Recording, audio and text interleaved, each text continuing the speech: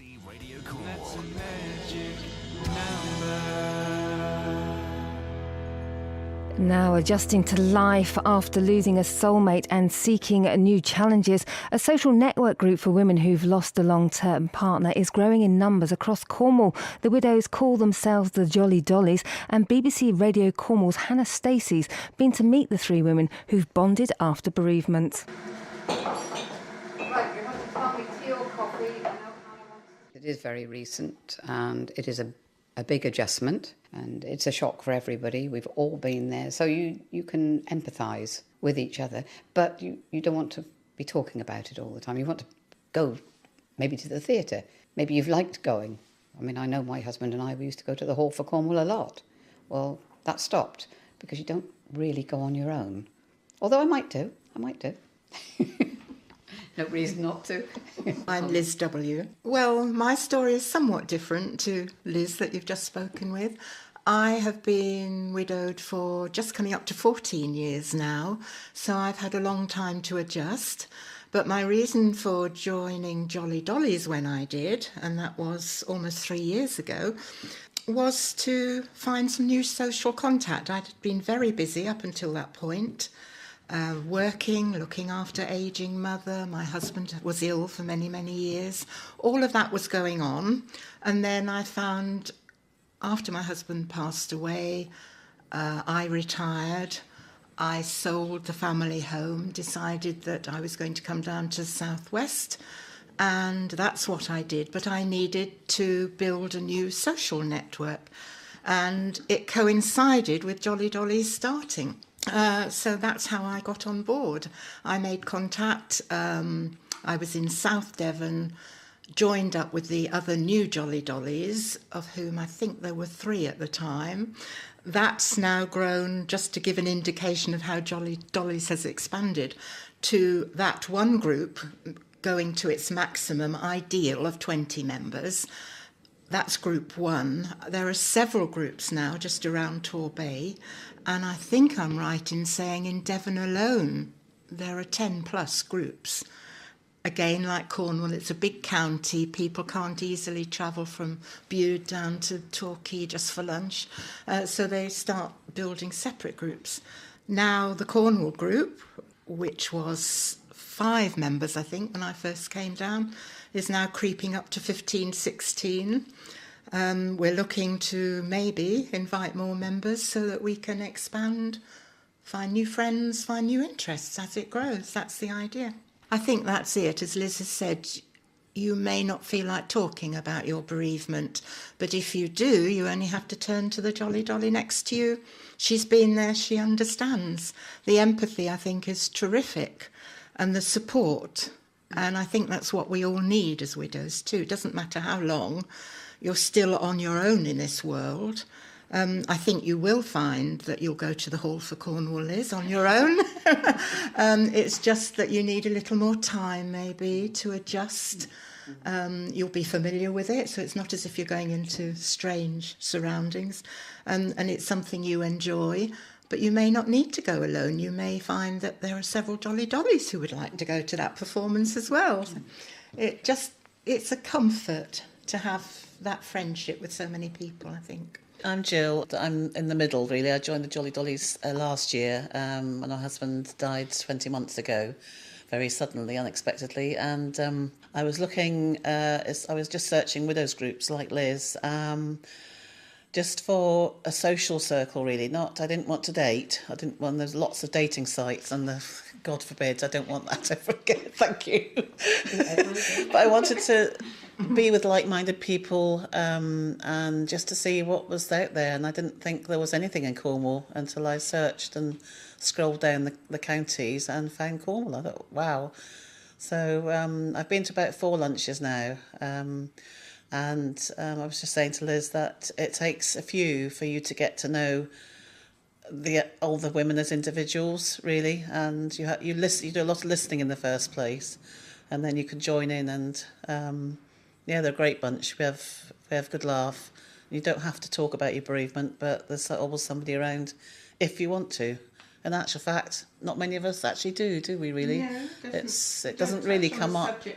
No, but it's always in the background. If you, like you say, if Liz wants to go to Cornwall and it's something that one of us wants to go and see, well, yeah, we'll go along. When my husband died, I decided I either had to sink or swim, and I was not going to sink. So I had to swim. My first thing I did on my own was I went across Canada by train.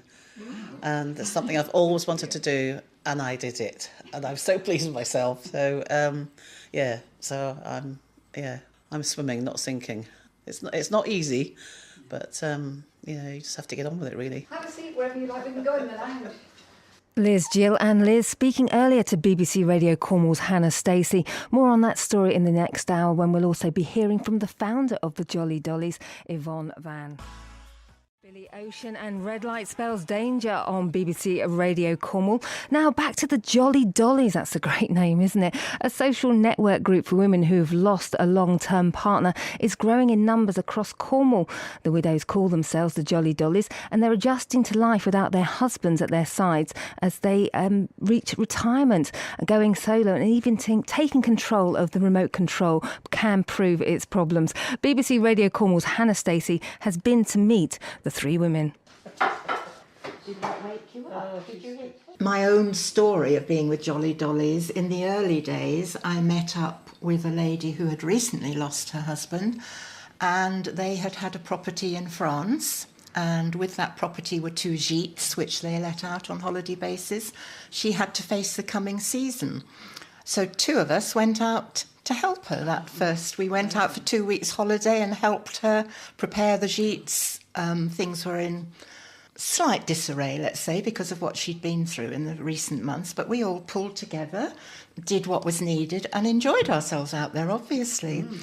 Another thing we've done is I've gone on a mini cruise that was organised by the Jolly Dollies. I'd never cruised before, it had never appealed, but it was Jolly Dollies, it was mini, let's do it. And I did, and that was great fun. I don't know if another one will be organised.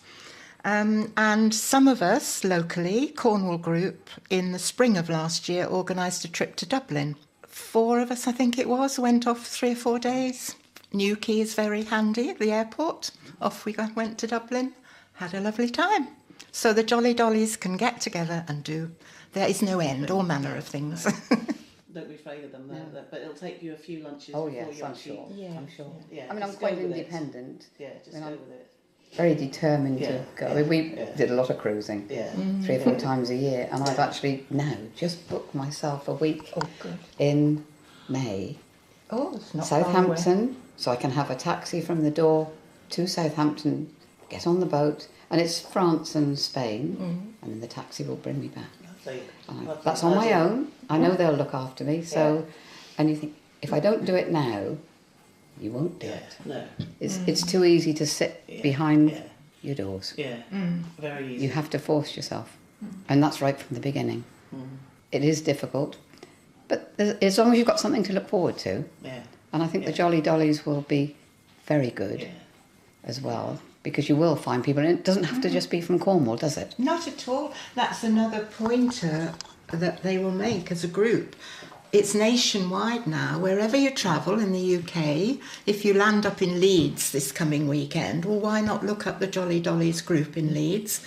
Emails are available, I believe. Make contact, and you could probably meet up for coffee, lunch, 2 or 3 of the local Jolly Dollies, who are all of the same mind. So it all works very smoothly, and it's a great idea. It gives you a life back. I think that's what it's about, because your life actually does seem to stop. That maybe sounds a bit strong, but it does, because everything has changed from being a pair or a team and doing everything together, because we're all slightly older, and so they're probably retired. We've all done things over the years, and suddenly that's gone. So you do really have to build on it. And you do. We're all determined. We've all had working lives, responsible jobs, not quite as difficult as for some, I suppose. Yes, and I think that's what comes across. It's a certain type of lady who maybe makes the inquiries, read Jolly Dollies, They're not the stay-at-home types, they're the get-up-and-go types, maybe, That's a good in expression. varying degrees to different extents, but that's why it works. That's a good expression, get up and go, because that is what it is. You have to do.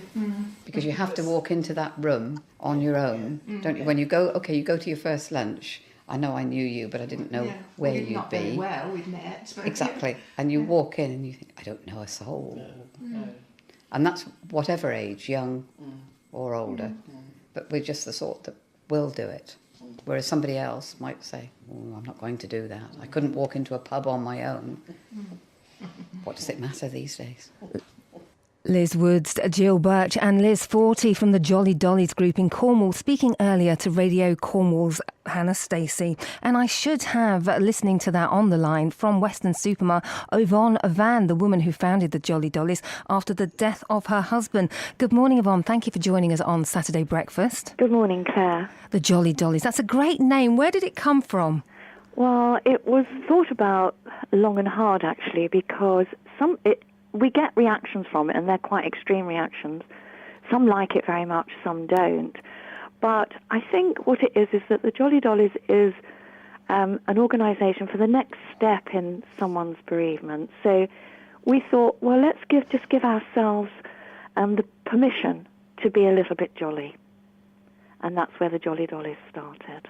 Because the group does have a serious purpose as well, doesn't it? It's not all about being jolly, but after bereavement, it's important to still maintain a happiness, isn't it? Well, the thing is, as well, is that you become a singleton, and it's not by choice. So we can feel very isolated, and even if one has a very strong family, it's still isolating.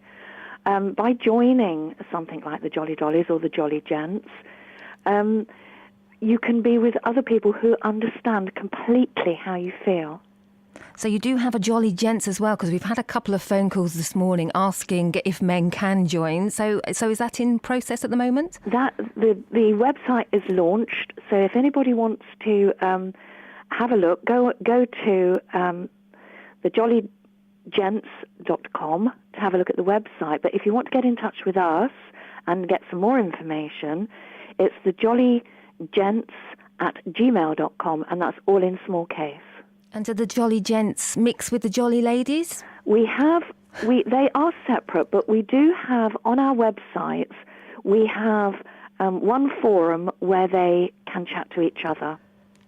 Because you'll have quite a jolly time if you all got together, wouldn't you? Yes, we would. I think that's a nice thing to do, isn't it? Yes. Can I just say that the Jolly Gents has literally just been launched, so we are really trying to get the word out there to help widowers in the same way that widows are being helped across the UK. Fantastic. So that's on the website and all set up for people to just have a look at that. Yeah. What kind of things did the group do together?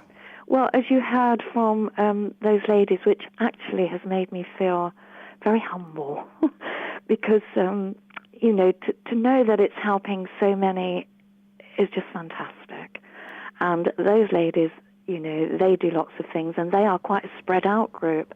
We have groups across the UK, and they do all sorts of things. So they have Sunday lunches are quite horrible for lots of widows. So they meet for Sunday lunch, or they might go to the theatre, or they go for walks. Anything that they want to do. Each group will decide on an agenda of events for one particular month, and some groups take turns in organising those events, which is fantastic. And we've also got Valentine's Day next week, which is, quite a prominent date in the calendar. Have you planned something nice for that? No, I think that most of us don't really, to be fair, don't really want to do that. OK. Yvonne Van, thank you for joining us from the social networking group, the Jolly Dollies. And, we've got Leslie in the studio. She's going to tell us about the weather.